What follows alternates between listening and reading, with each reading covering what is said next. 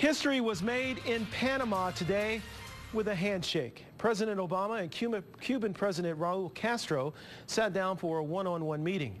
As Wendy Gillette reports, the two leaders are moving past 50 years of animosity between the U.S. and Cuba. This is obviously a historic meeting.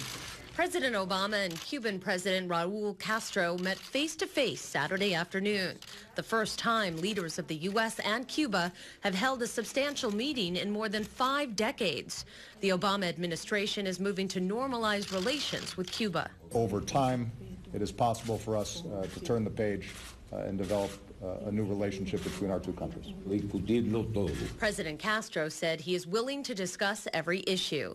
President Obama addressed the thaw in relations while speaking at the summit Saturday morning. The United States will not be imprisoned by the past.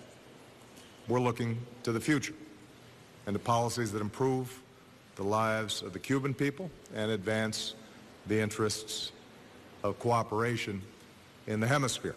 Presidente Obama es un hombre honesto.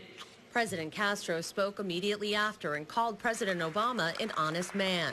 He also outlined a long list of Cuban grievances against the U.S., but then apologized and said President Obama was not one of the U.S. presidents who caused the problems.